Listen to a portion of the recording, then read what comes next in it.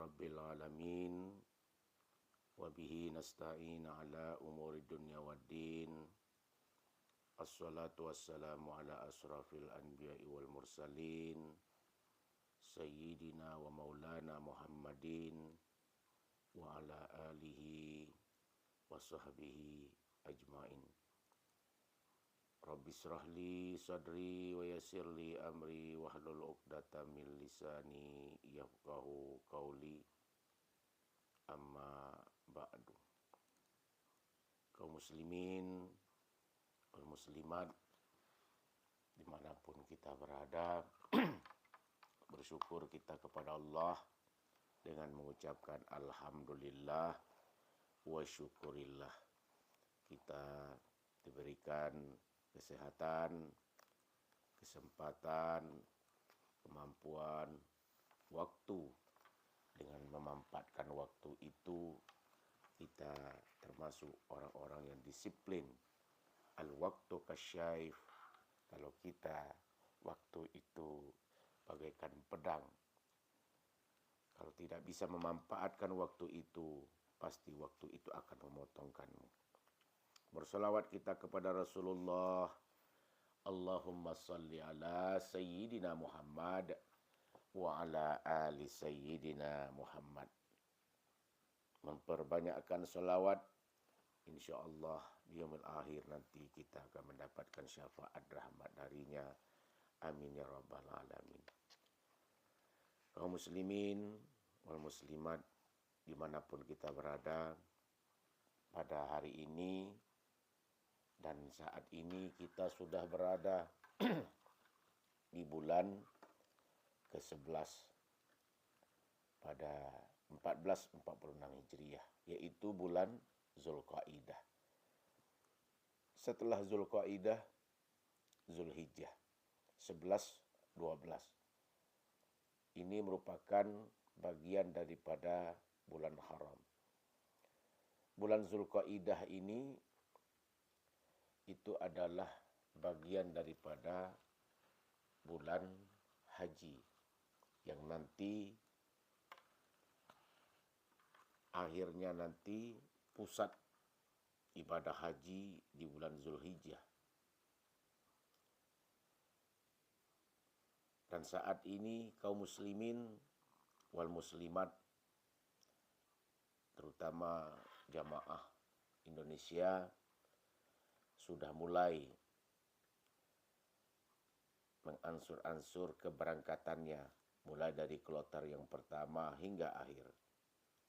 Tentu di bulan Zulqaidah wabil khusus nanti, terutama di Provinsi Jambi, khususnya di kota Jambi,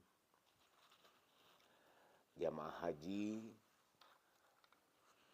akan memenuhi panggilannya. Labbaik Allahumma labbaik, labbaik la syarika laka labbaik, innal hamda wan ni'mata laka wal mulk la syarika lak. Aku penuhi panggilanmu ya Allah. Itulah bentuk daripada panggilan, ucapan kalimat talbiyah. Aku memenuhi panggilanmu ya Allah. Aku memenuhi panggilanmu ya Allah. Ungkapan rasa taat dan kesiapan untuk memenuhi panggilan Allah, yaitu melalui ibadah haji dan umrah. Dari kalimat itu wabil khusus jamaah kota Jambi dengan jumlah sebanyak 657,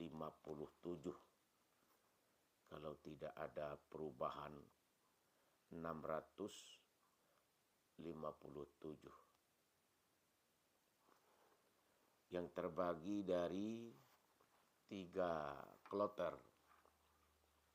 Kloter yang pertama, kloter 13 yang akan berangkat insya Allah di tanggal 13 bulan Mei ini. di bulan Zulqaidah ini.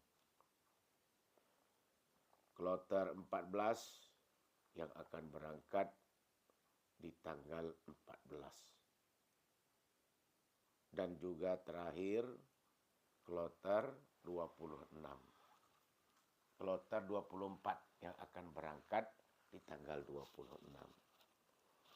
Nah, kita doakan kepada saudara-saudara kita kaum muslimin wal muslimat yang telah diberikan kesempatan dan kemampuan untuk menunaikan ibadah haji pada tahun ini. Kita doakan pertama doa selamat di dalam perjalanan, selamat pula dan dimudahkan dalam menjalankan prosesi daripada ibadah haji itu, dan juga diberikan keselamatan pulang kembali ke tanah air dan mendapatkan haji yang mabrur dan mabrurah. Labbaik Allahumma labbaik. Labbaik la syarika laka labbaik. Innal hamda wan ni'mata laka wal mulk la syarika lak. Aku datang memenuhi panggilanmu ya Allah. Aku datang memenuhi panggilanmu. Aku datang memenuhi panggilanmu. Tidak ada sekutu bagimu. Aku datang memenuhi panggilanmu.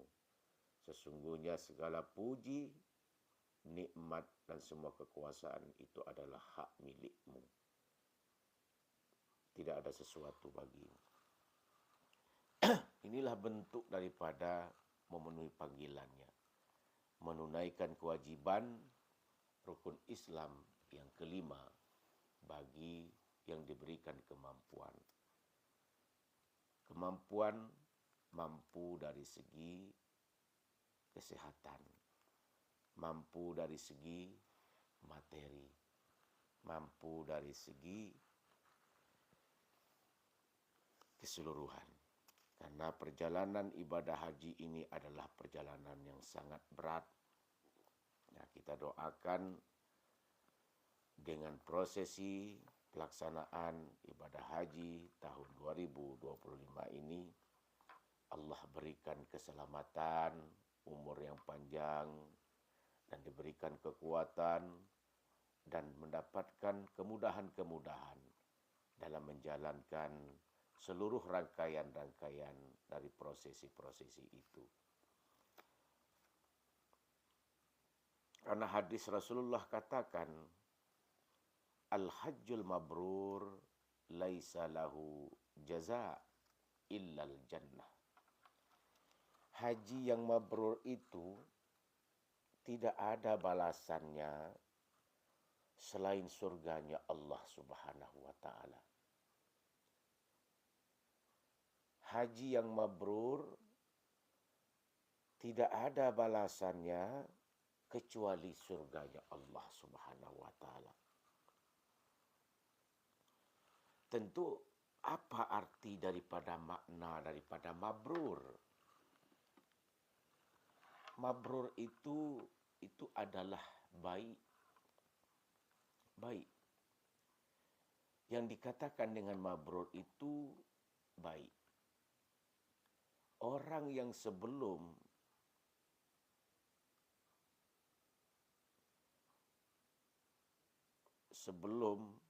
menunaikan ibadah haji,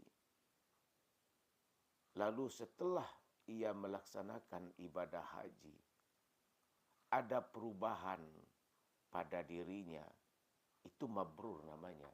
Contoh.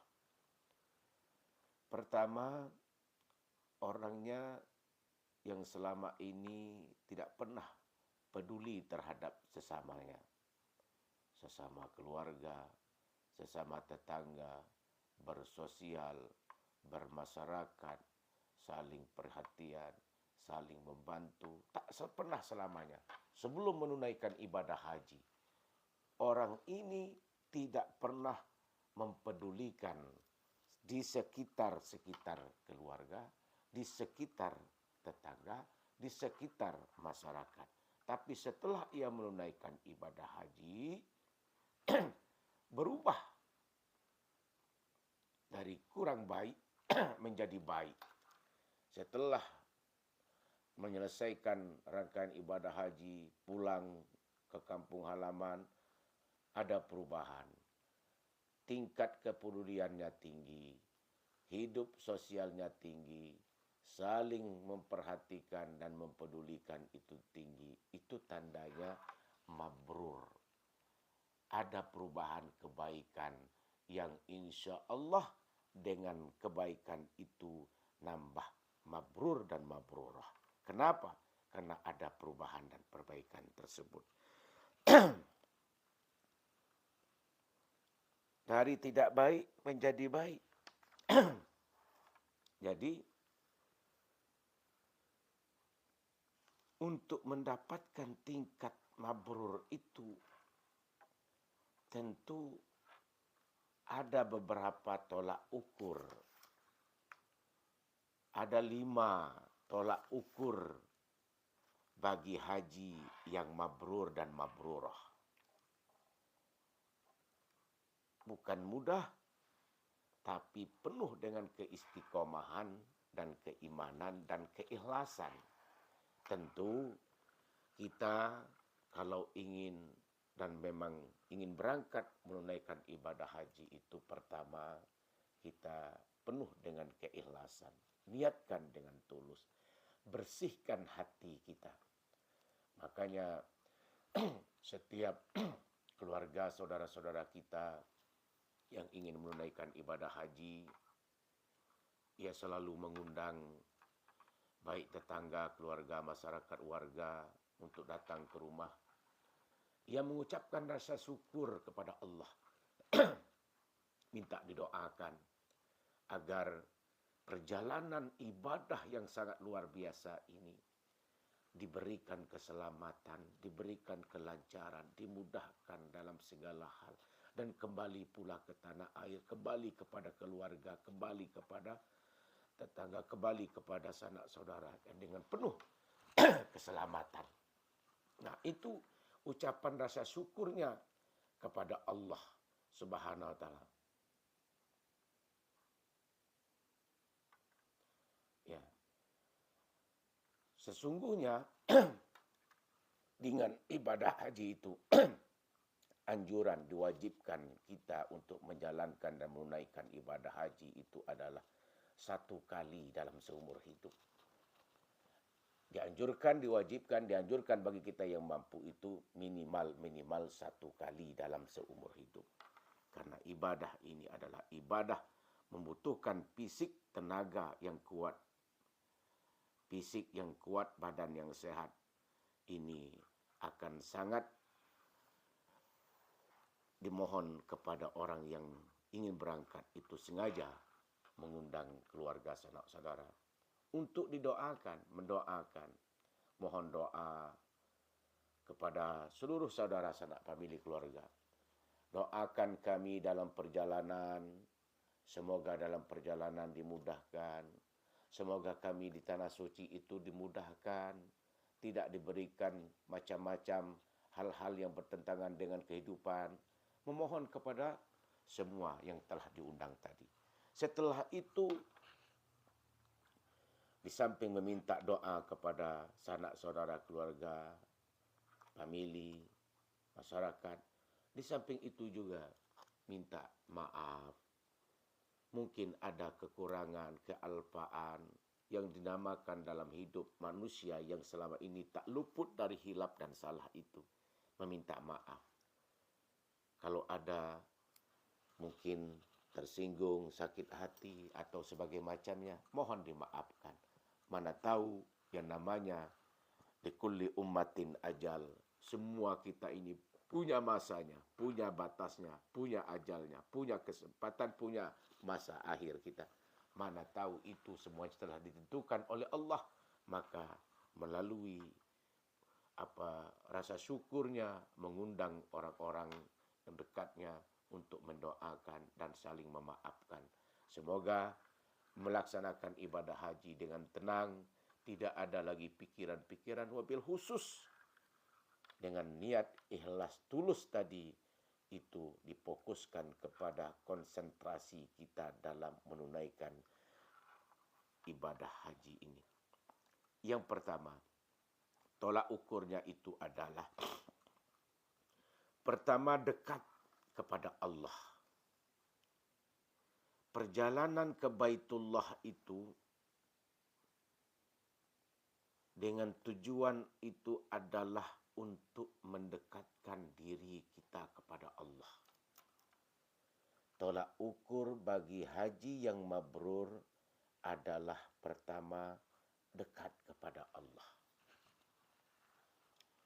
Setelah kita menunaikan ibadah haji, kedekatan kita itu lebih kepada Allah Subhanahu wa taala.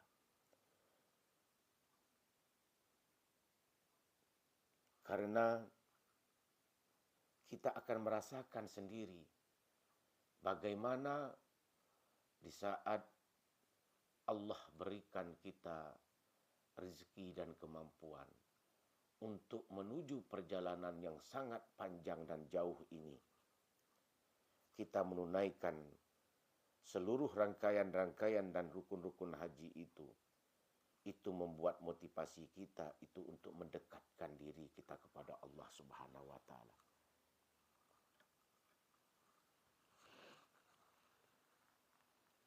Kenapa? Karena seluruhnya itu selalu diawasi oleh Allah Subhanahu wa taala.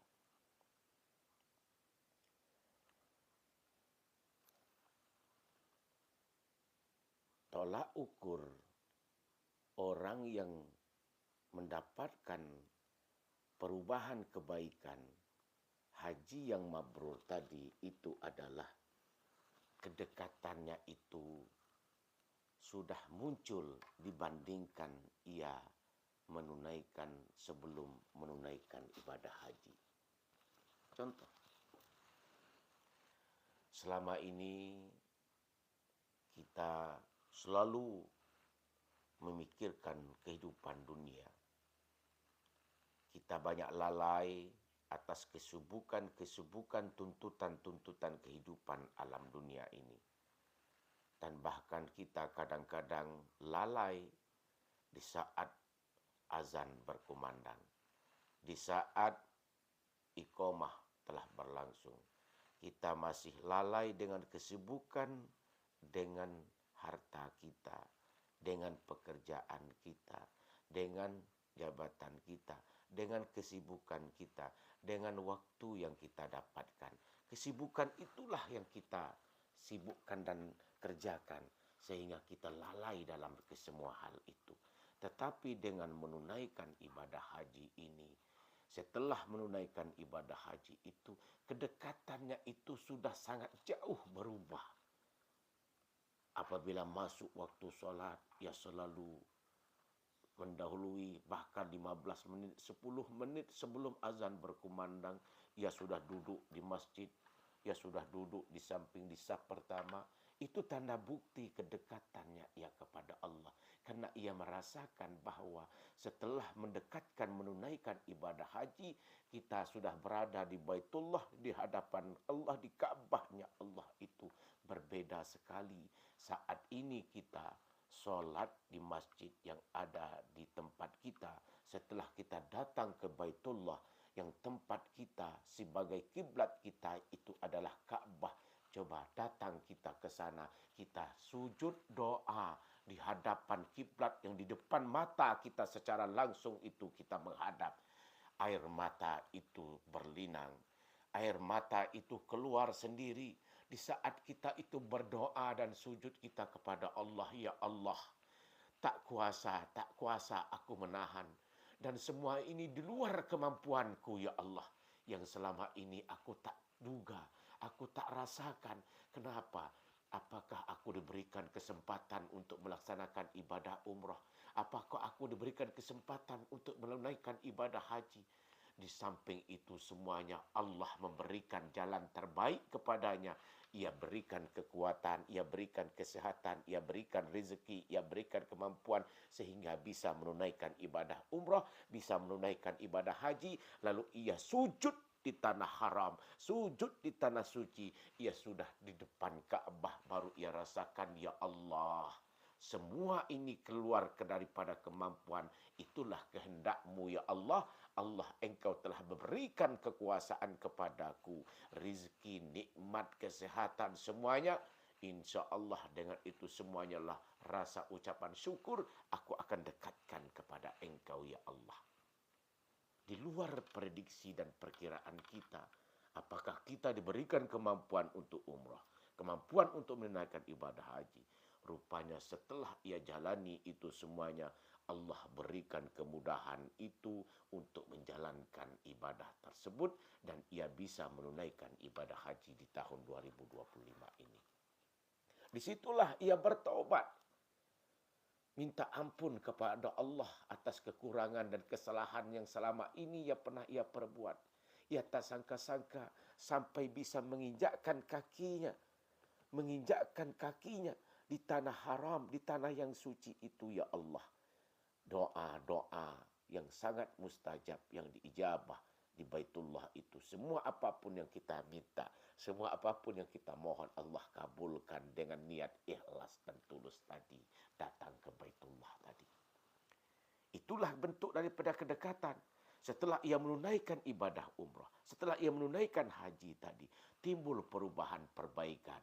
Dari yang tidak baik bisa menjadi baik. Dari yang tak pernah ia lakukan, ia kerjakan. Dari jarang ia datang ke masjid, ke musala berjamaah, bahkan ia lebih tingkatkan dan ia lebih kuat lagi dibandingkan dengan sebelumnya. Timbul perbaikan-kebaikan itu namanya mabrur dan mabrurah.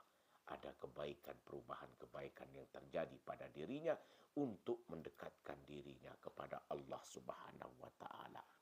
Itu bentuk daripada kedekatan tanda orang-orang yang sudah berubah dari keburukan menjadi kebaikan, dari yang tak pernah bahkan ia tingkatkan, dari yang tak pernah berjamaah kebaikan, bahkan ia lebih meningkatkan kebaikan itu untuk berjamaah. Itu adalah mabrur, mabrurah. Timbul ada perubahan.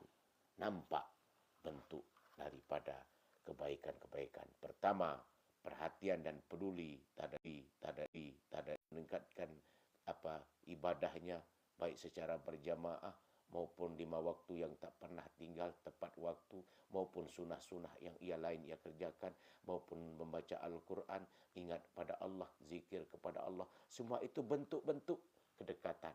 Bangun di tengah malam, ia tahajud. Yang kedua, sebagai tolak ukur haji yang mabrur dan mabrurah itu adalah berakhlak mulia. Akhlak mulia. Tentu orang yang sudah keluar dari menunaikan ibadah haji, menunaikan ibadah umrah, tentu memiliki akhlak yang baik, akhlak yang mulia, baik dari omongannya, baik dari ucapan perkataannya, baik dari ucapan sifat dan tingkahnya, baik dari hal-hal perbuatan-perbuatan kesehariannya. Ada perubahan, yaitu dikatakan dengan akhlak yang mulia. Tidak ada lagi ucapan-ucapan kata-kata kotor yang keluar. Tidak ada lagi ucapan-ucapan kata-kata yang menyakitkan bagi orang lain. Apabila setiap berbicara menyinggung perasaan orang lain. Setiap ada perkataan membuat orang sakit hati. Setiap ada perkataan orang menjadi malas mendengar setiap apa-apa yang kita sampaikan.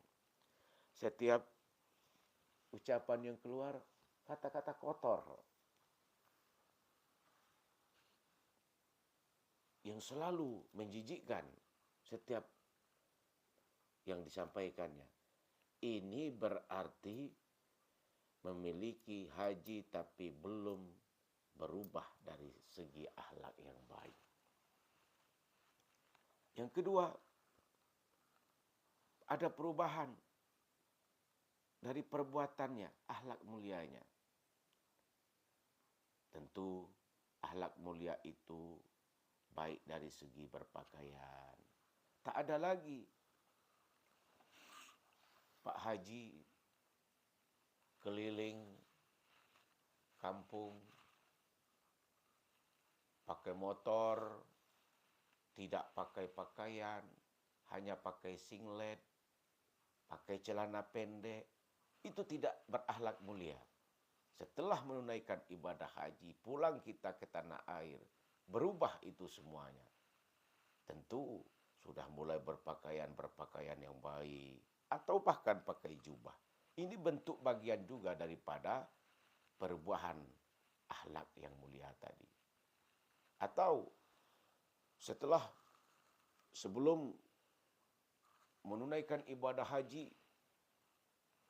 selalu nongkrong, ngobrol, yang tidak banyak membuatkan manfaat untuk orang banyak. Tapi setelah ia menunaikan ibadah haji tersebut, ia banyak mendekatkan diri, ia banyak berzikir, ia banyak bermusyawarah, dan musyawarahnya itu banyak memikirkan untuk asas manfaat untuk orang banyak. Itu perubahan kepada akhlaknya. Nampak nanti dilihat oleh masyarakat, tetangga, keluarga. Si A dulu tak pernah sholat berjamaah. Tapi setelah ada panggilan Allah untuk menunaikan ibadah umrah dan haji, saat ini ia rajin ke masjid berjamaah. Itu perubahan. Mabrur namanya, baik keluar daripada katakan perbaikan-perbaikan. Si A, si Fulan dulu ucapan kata-kata kotor, selalu mengucapkan kalimat-kalimat yang kotor, yang kurang baik, yang sangat menyinggungkan perasaan orang lain. Tapi setelah ia menunaikan ibadah umrah, setelah ia menunaikan haji, perkataan itu hanya keluar dengan ucapan-ucapan kata-kata yang baik.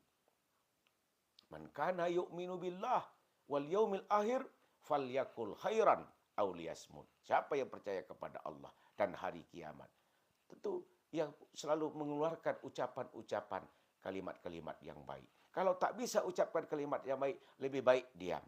Itu dijaga oleh orang yang setelah melaksanakan ibadah umrah dan haji tadi.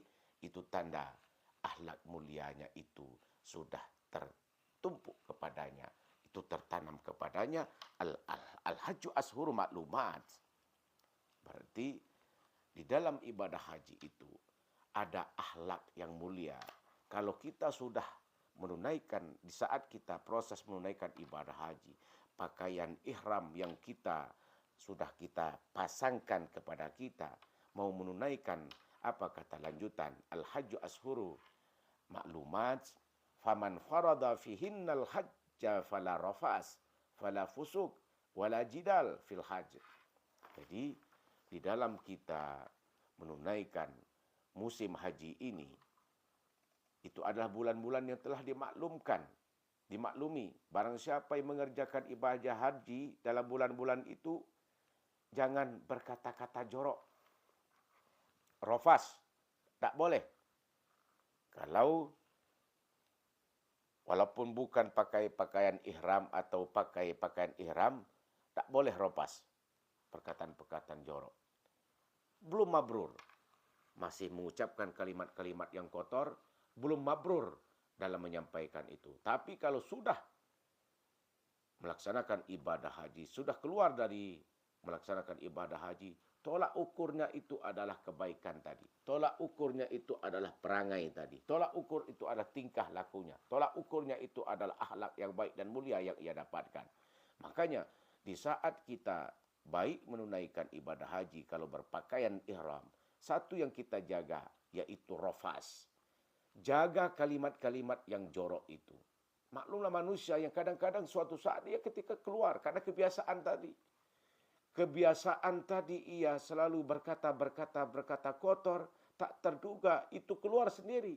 Orang yang keluar biasanya yang namanya karena kebiasaan tadi, setiap apapun yang ia ucapkan selalu keluar kata-kata kotor karena kebiasaan.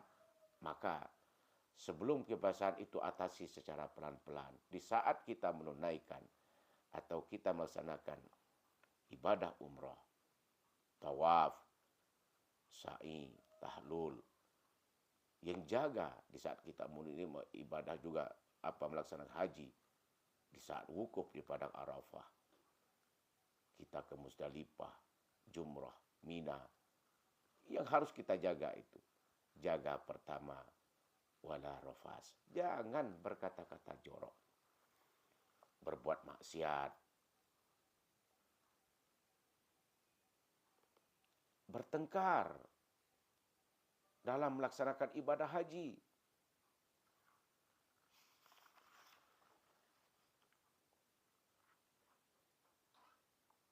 Wala fusuk wala jidal.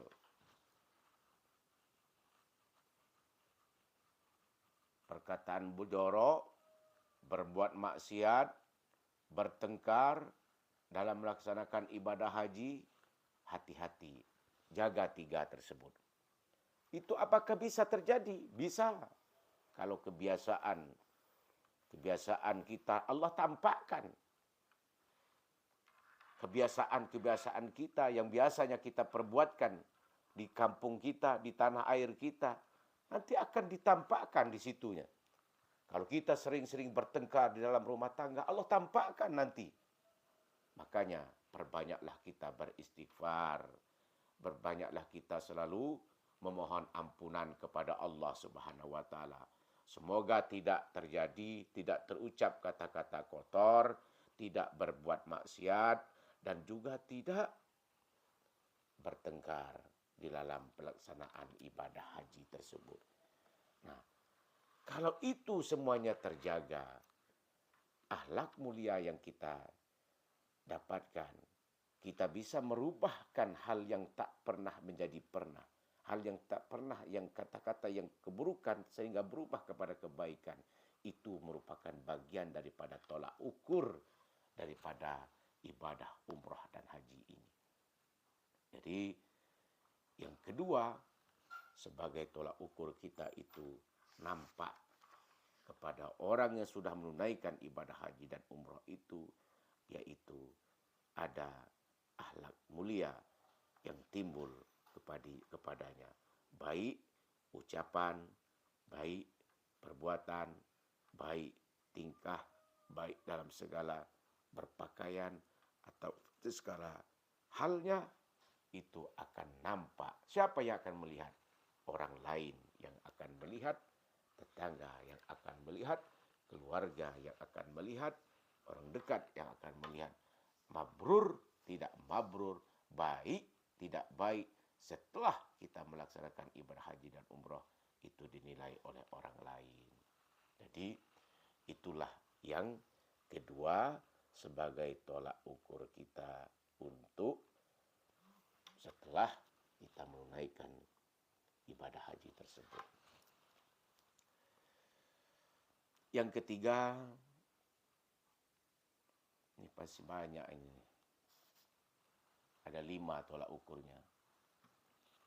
Yang ketiga, karena waktu juga kita yang akan membatasi kita semuanya. Nanti kita akan sambung ke depannya. Kita selesaikan yang ketiga ini. Tolak ukur bagi haji yang mabrur itu adalah berkorban untuk kebaikan.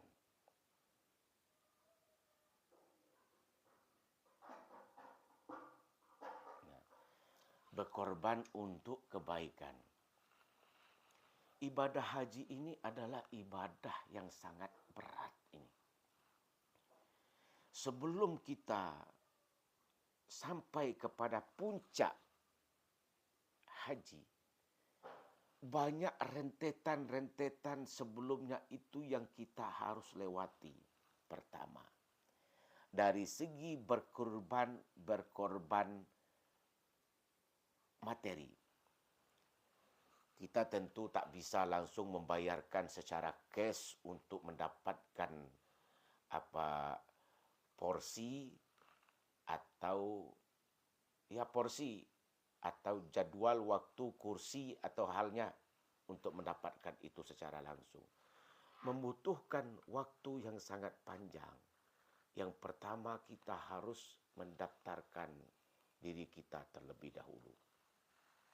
Contoh, kita daftarkan 25 juta. Mendaftarkan pertama itu pengorbanan, berkorban untuk kebaikan. Setelah mendaftarkan itu, baru kita mendapatkan porsinya. Tahun berapa saya akan diberikan kesempatan untuk dapat hal haji ini. Hari ini saya mendaftar 2025. Rupanya 20 tahun ke depan, 30 tahun ke depan saya mendapatkan jatah keberangkatan. Kalau tidak ada halangan. Itu berkorban pertama mulai dari pendaftaran. Membayar dan menunggu waktu.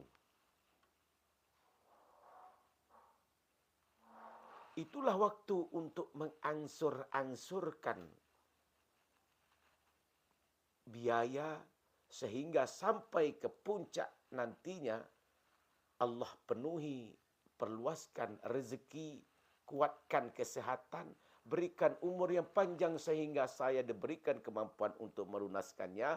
Allah panjangkan usia dan umur, Allah pertemukan nanti di 30 tahun ke depan, 20 tahun ke depan, 10 tahun ke depan untuk menunaikan. Itu berkorban kebaikan itu namanya. Baru sampai di situ. 30 tahun ke depan lamanya menunggu, dapatlah waktu, kesempatan dipanggil antrian untuk ikut pada tahun ini. Apakah sudah selesai untuk melaksanakan? Belum. Kita menyiapkan administrasinya. Kesiapan. Minimal melunaskan kalau sudah masuk porsi antrian, masuk nama kita di dalamnya, kita mempersiapkan administrasi. Apakah administrasi itu selesai? Kita sudah selesai untuk belum? Banyak lagi rentetan-rentetannya. Kita harus cek kesehatan. Cek badan kita sehat apa tidak, kemampuan kita. Di saat itu yang harus dilihat lagi apa? Di samping kesehatan, kemampuan kita dan juga materi kita persiapkan. Tidak hanya kita harus cuma hanya melunaskan haji itu saja. Tentu bekal itu juga harus kita siapkan. Bekal untuk orang yang ditinggalkan, bekal untuk kita yang akan kita pakai di sana. Karena di situ pun banyak. Tentu harus banyak dan pasti ada pengeluaran-pengeluaran. Walaupun itu makan diberikan atas nama pemerintah, diberikan kita makan 3 kali dalam 1 hari. Tapi yang namanya merubahkan selera itu pasti ada, harus ada bekal. Nanti kita mau umroh lagi, sunnah lagi, sunnah umroh. Pasti harus ada bekal. Nah, itu semuanya nanti di luar. Kesemuaannya itu apakah selesai? Belum. Setelah cek kesehatan, bekal kita harus persiapkan lagi. Setelah itu banyak lagi kita berkomunikasi. Kita akan melalui KBIH yang mana, masuk KBIH yang mana. Nanti dari situ lagi, belum lagi kita akan masuk travel yang mana. Belum lagi nanti kita akan manasik. Dibimbing. Manasik, dibimbing. Berapa kali sebelum pelaksanaan itu musim haji itu datang, keberangkatan, berapa kali kita harus dibimbing oleh pemerintah untuk manasik haji. Mempersiapkan kira-kira apa yang harus kita kerjakan di sana. Dan suatu orang yang sudah pernah pun bisa lupa. Orang yang sudah pernah pun bisa tidak mengetahui apa yang ia kerjakan. Itulah manasik, diajarkan. Semuanya akan dimudahkan. Kita jalani dengan ikhlas. Nanti kata pembimbing, jangan ropas, jangan berkata-kata jorok, jangan pusuk, jangan banyak berbuat maksiat, wala jidal, jangan berantakan, jangan berantem, jangan bertengkar, jangan apa. Itu diingatkan oleh pembimbing. Disitulah nanti sebelum naik pesawat seperti ini, cara pakai ihram seperti ini, kita ke bandara seperti ini. Itu semuanya pengorbanan kebaikan yang diajarkan. Itu gunanya manasik tadi itu. Mengarahkan bimbingan kita dari tidak tahu kepada. Apakah sudah sampai? Belum. Masih panjang. Itu baru manasik.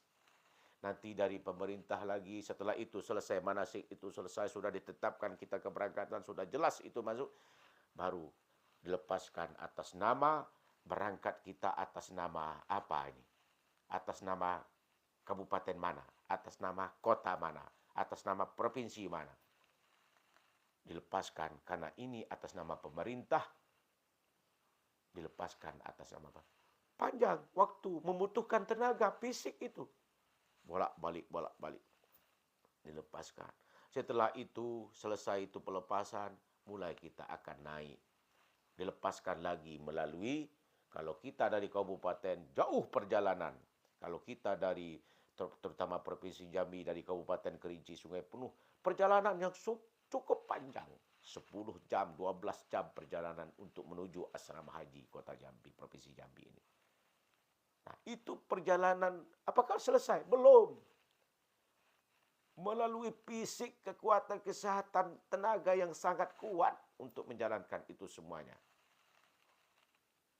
Perjalanan yang sangat jauh, dilepas dengan bus-bus yang besar. Semua jamaah itu. Nah, itu perjalanan semua itu yang harus kita siapkan. Apakah itu sudah selesai? Belum. Di asrama haji nanti diuruskan lagi apa administrasinya, kita dicekkan kembali apa-apa buku-buku, apa semuanya, obat-obatan disiapkan lagi, kamarnya di mana, tempat tinggal apa lagi yang persiapkan untuk mempersiapkan keberangkatan. Baru menuju kita ke bandara. Dari bandara itu kemana jalur kita? Embarkasi Batam, mampir kita ke Batam. Setelah itu nanti baru kita ke bandara King Abdul Aziz. Apakah kita ke Madinah terlebih dahulu? Apakah kita ke Mekah? Atau dari Madinah ke Mekah? Nah, itu proses. Belum. Haji, belum.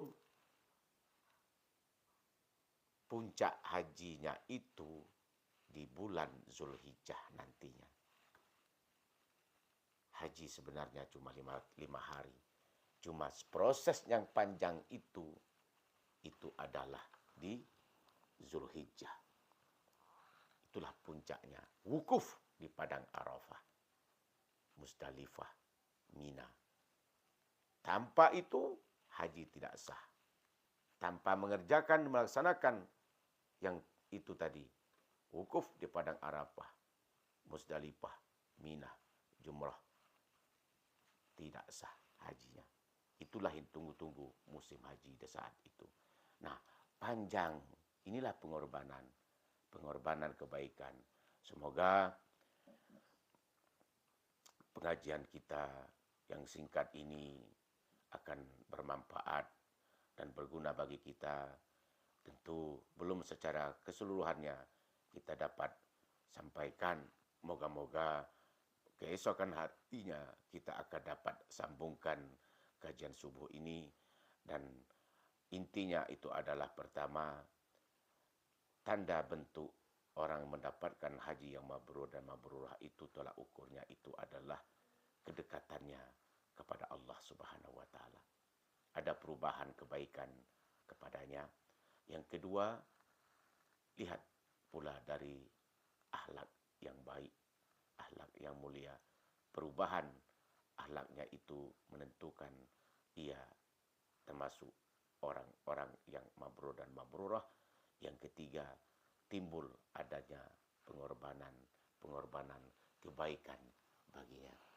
Saya kira itu saja yang perlu saya sampaikan pada kesempatan ini. Kalau ada kata-kata yang salah, mohon maaf. Kepada Allah saya mohon ampun. Wabillahi taufiq wal hidayah. Wassalamualaikum warahmatullahi wabarakatuh.